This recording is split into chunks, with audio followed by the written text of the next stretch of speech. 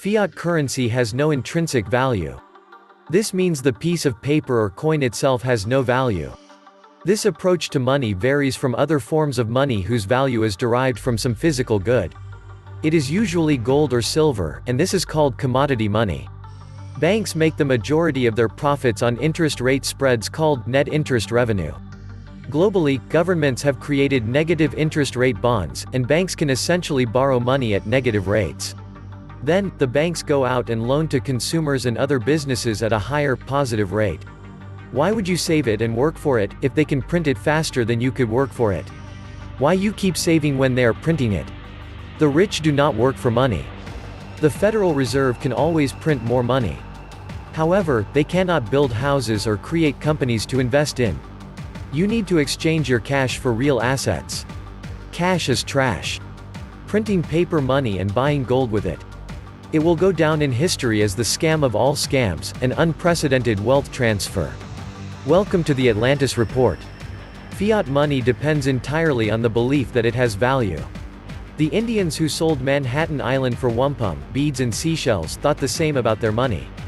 The intrinsic value of all fiat currencies is the same, zero. Because all that money is created by issuing an equal amount of debt, meaning that exponentially growing chart represents debt as well as money. It is literally a zero-sum game. This is all public knowledge. That and the money is being concentrated into the money power monopolist mega corporate empire while the debts are being consolidated into the debt money serf classes. When Nixon took us off the gold standard in 1971, gold was official $35 an ounce. At the approximate price of gold at $1,458, this would mean a compounded rate of 8.14% for 48 years. Based on $1,458, the dollar has lost 97.7% of its value against gold. If gold went to $2,000, the compounded rate would be almost 8.8% and a loss of 98.25% for the dollar. I think that is a pretty good showing for gold. That is a pretty good indication of the rate of inflation, the loss of value of the dollar over time relative to the amount of gold. These are not organic events but carefully crafted policy decisions by the money changers in the temple. When all hell breaks loose, bread and water will inevitably outpace the delusional value of money. Money is based on debt. The only way to shore up debt is to eliminate the money it was used to create. If all the bank loans were paid, no one could have a bank deposit, and there would not be a dollar of coin or currency in circulation. This is a staggering thought. We are entirely dependent on the commercial banks. Someone has to borrow every dollar we have inflow, cash, or credit. If the banks create ample synthetic money, we are prosperous; if not, we starve. We are absolute without a permanent money system.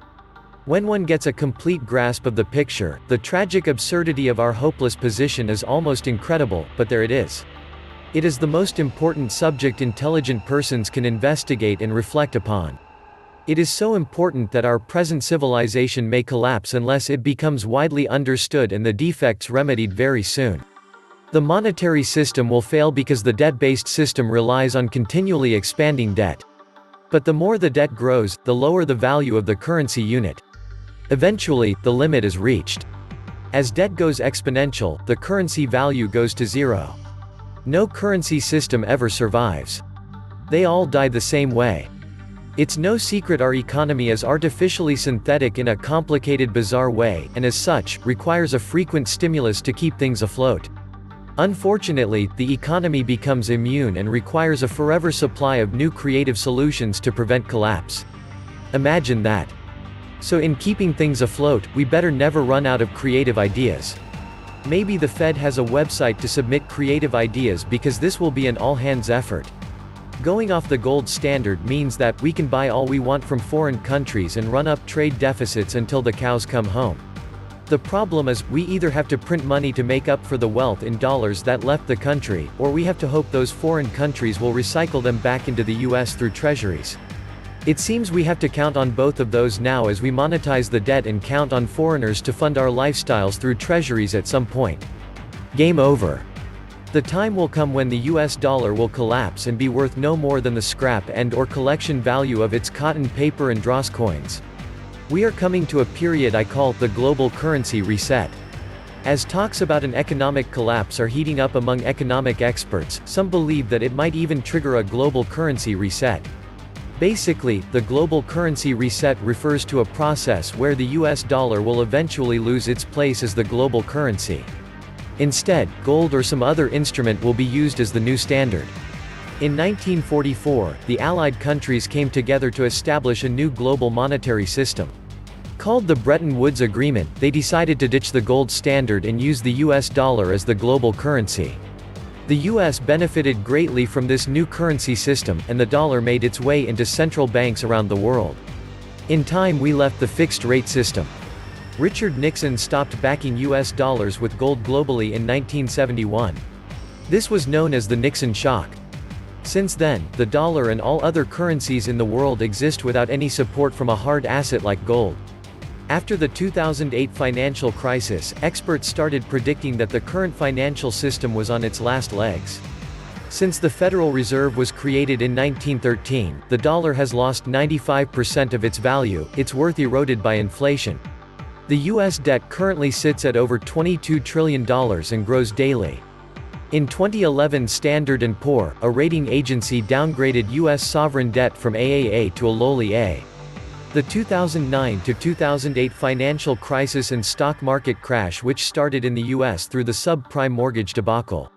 That was another flag to the rest of the world, signaling a move away from the dollar toward other currencies.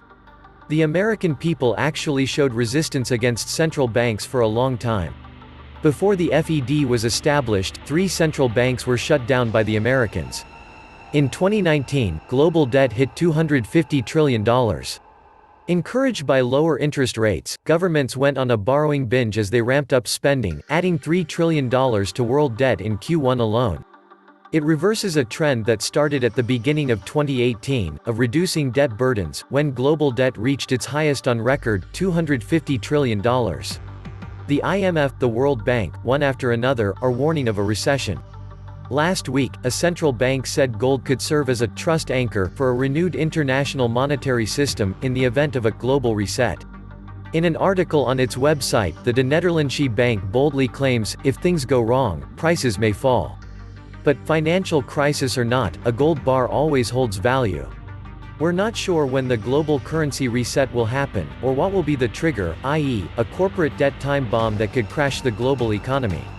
Almost $19 trillion of debt is owed by companies that don't earn enough to cover interest payments.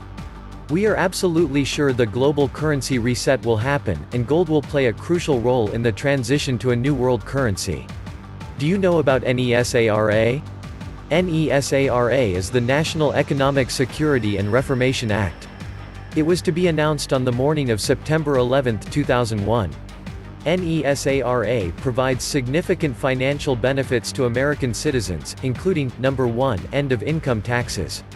Number 2, forgiveness of credit card and mortgage debt as a remedy for bank frauds.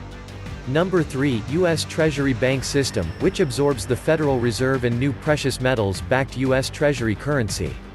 Number 4, restoration of constitutional law, and much more. The day is approaching with an inevitable economic collapse and stock market crash. When the currency is created as debt, which it is, it requires an ever-expanding currency supply forever. Say they print $1 million, and that's the only money there is. At 2% interest, that $1 million requires $1,020,000 to be paid back. Where's the extra $20 grand come from? It doesn't exist, so it has to be printed too. And you can't actually pay off the million, because then there'd be no money in circulation. So you have to reprint the million plus 20 grand. Now, if you want the economy to grow, that $1 million has to grow too. Otherwise, you'd have 0% GDP growth. So 1 million becomes 2 million. Well, now you owe 40 grand in interest. This has been the way the siren works for over a century now. External debts and our currency and our economy are all linked. Now for the real kick in the nuts. If you want the economy to keep growing at the same rate, the debt must grow at an exponential rate. If society is used to the growth rate from 1 million to 2 million, you can't just go to 3 million next time. From 1 to 2, it was 100%. From 2 to 3 would only be 50%. So you have to grow it from 2 to 4 million. Of course, then you owe 80 grand in interest. And the next printing has to go from 4 million to 8 million. And on it goes. Any attempted slowdown in the growth leads to economic contraction. That's what the QT over the last year did. So now we see the economy slow. So they have to print more. And even if they save the economy again, next time they will just have to print even more. This is the real crux of it all.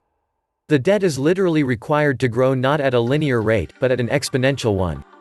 The average human mind has trouble comprehending exponential growth, but we've reached the point where either we have the economy slow, or our debt goes full on hockey stick at this point in the graph. Or, we get a new monetary system and currency and start over. Those are literally the only choices. Professor Lawrence Kotlikoff in 2012 estimated the U.S. government's future commitments of the net present value of over $222 billion. Kotlikoff said 222 trillion, not billion. No one can know what the exact figure is for future government liabilities, of which welfare is an increasing component. No one is allowed to know the real state of government spending thanks to the Federal Accounting Standards Advisory Board Rule 56, promulgated this year. Add that reality to the $21 trillion of unsubstantiated adjustments, i.e., missing, presumed stolen, from 20 years of using the Pentagon credit. The federal government will probably collapse, zeroing out all the liabilities, but meanwhile, the criminals will still have $21 trillion or the assets bought with it. This was the Atlantis Report. Please like, share, and subscribe. Thank you.